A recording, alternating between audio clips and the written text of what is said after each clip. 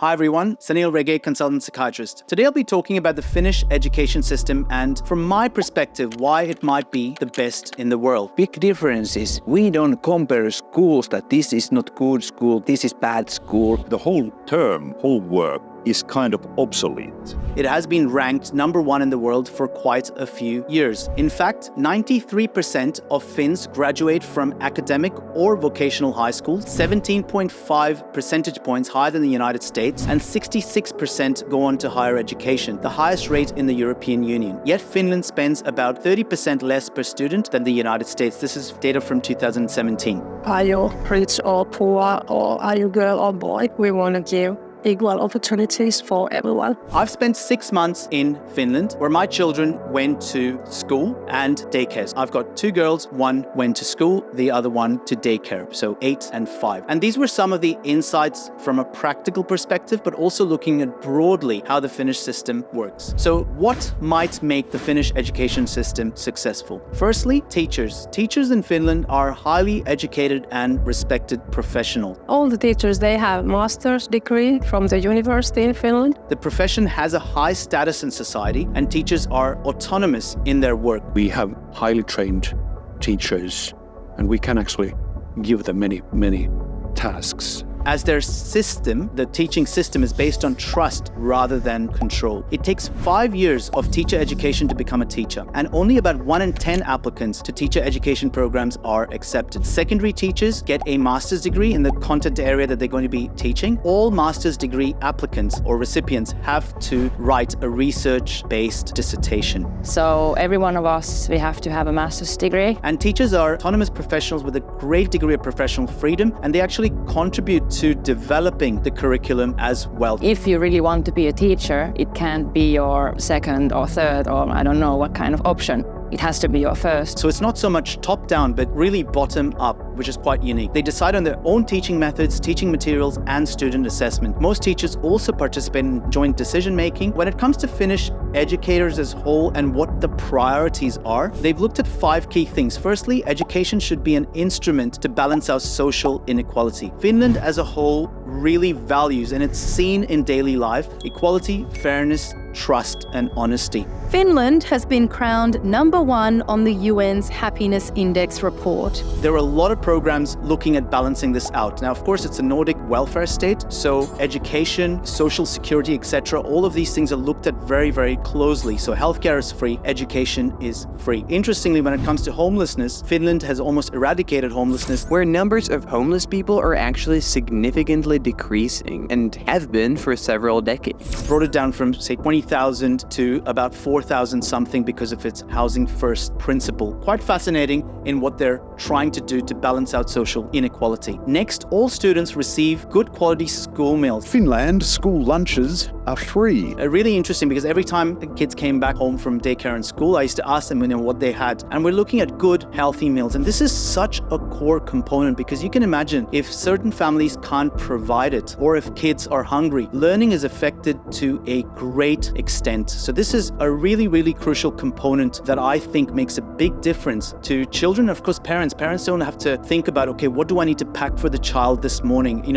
Often parents have to get up and have to go to work. Sometimes school hours are really early as well. So that puts a lot of pressure. Going to school becomes a stressful aspect, which is taken out when the parents know that the children will receive good quality meals, often have the meal and then often a snack as well, which is healthy, which is amazing. Next, the ease of access to healthcare as well. So you actually have things like psychological counseling and healthcare for children that is provided in school. The student welfare team gathers on a weekly basis and subject teachers inform the group with different cases. There might be bullying, they might be skipping classes, they might be learning difficulties, they might be behavioral problems, all kinds of things. So when we moved here, both children were of course not fluent in Finnish. So the school actually provided special language education to my daughter, who was 8 years old. For the younger one who was 5, it was a lot easier in daycare because it's really focused on creative play. Now they're both completely fluent in Finnish. Next, let's look at the journey through school. Students start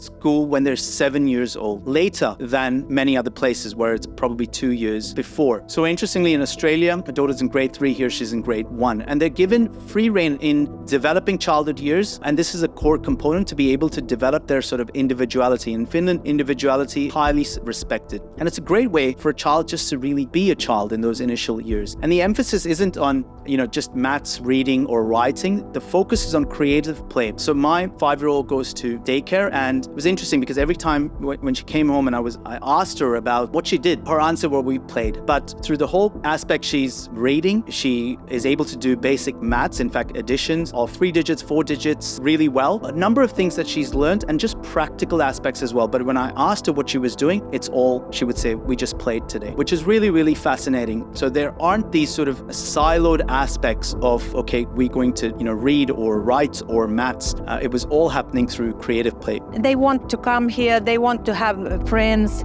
Their skills are developing here, social, but also other skills. Now the country is applying the same child-first thinking to paternity leave policies. And I think this makes a big difference to neurodiverse children. We know neurodiversity, or ND, refers to the variation in the human brain and cognition. Cognition linked to sociability, learning, attention, mood, and other mental functions. The term was coined by Judy Singer, along with the journalist Harvey Bloom. Neurodiversity is the concept that neurological differences among people should be recognized and respected. And neurodiversity initially was kind of linked to children with sort of autism spectrum. This really helps because what it does is it kind of builds those basic foundations of creative play, learning through play, making it enjoyable, and actually allows, as I said, children to really be children. And everyone's sort of equal. Doesn't matter how they're learning or what specific traits they have. The second interesting thing with the journey through school is there's a lesser dichotomy on college educated versus trade school or working class. In Finland, the system is that there is the upper secondary school, which is a 3-year program that prepares students for the matriculation test that helps them get into university. And this is based on the specialties that they've acquired during their time in high schools. But they don't have to. So at the end of grade 9, approximately, when they're 15 to 16, they can just decide to go into vocational education, which is a 3-year program that trains students for other various careers. Hairdressing, for example, carpentry, construction working, those sorts of things. So they don't have to go to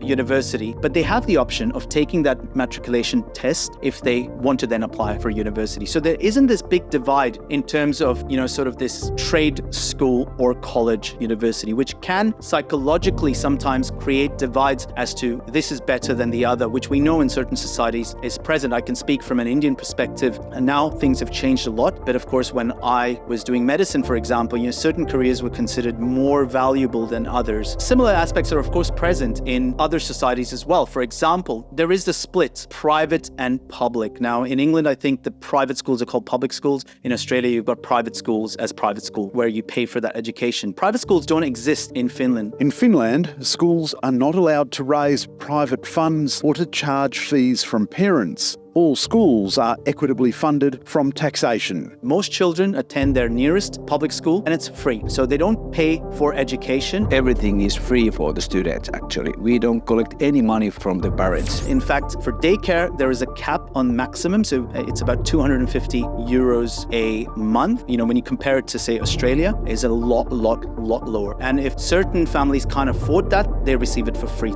Parents on low earnings know that they can't afford to put their children into childcare, so their children don't get all of the benefits that these children are having. So free education for all, which is absolutely crucial. As they say, equity and excellence are inseparable. It's a quote by Pasi Sahlberg. He's done a lot of work. He's written a lot of books on education. He's Finnish. He says the main finding is this: there can be no national educational excellence without stronger equity of outcomes. Australia should accept, as many nations acknowledged a decade ago, that equity and excellence are inseparable. What's surprising is that there are still some people who refuse to accept that educational equity is something to worry about. A decade has passed since the Gonski Review, and its recommendations, never fully implemented, are now part of history. The next interesting thing is education systems based on cooperation, not competition. There are no mandated standardized tests in Finland. Apart from one exam at the end of the student's senior year in high school, there are no rankings, no comparisons or competition between students, schools or regions. That's really amazing because growing up for children and adolescents there's already enough pressure in terms of comparison with social media amongst friends when one's building up self-esteem, self-identity during those crucial phases. And having that comparison obviously brings in this negative emotion of envy, low self-esteem, low self-worth, all of those aspects that can be extremely harmful to that developing brain and cognitions generally that help us adapt to future life. So having no competition removes those negative emotions, but most importantly, helps the child and the adolescent learn that cooperation, or the techniques of cooperation, the negotiation, the communication that's so necessary to succeed in life in future. So this is really, really fascinating. And I think Sahlberg quotes a line from a writer named Samuli Paronen, which says that real winners do not compete. Next, let's look at the structure of the school day. Interestingly, schools begin much later, and they've actively looked at that because sleep is such an important component, particularly for children and adolescents. And we know sleep disorders, getting inadequate sleep significantly impacts on attention, concentration in children, adolescents, even in adults. And is associated with poor learning. The cumulative effect of it is quite significant.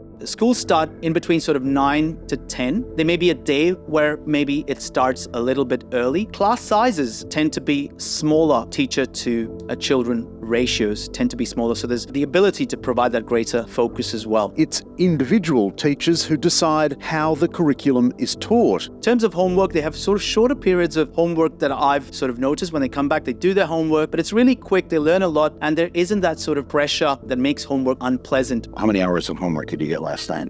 About 10 minutes or something, maybe 15 minutes or 20 minutes. Well, if I would have done the homework, I think it wouldn't be like 10 minutes tops. So these are some of the insights that I've found really, really special about Finnish education that probably tell us why Finnish education system ranks at the top of the world. If you do want sort of further information, I think Pasi Sahlberg's blog is a great place to visit. So here it is to get some more information. But if you're teachers watching it, or mental health professionals watching it, or just individuals that are interested in education, I'd love to hear your insights as to what you think about this video, of course, but also other insights about education and children and learning as a whole.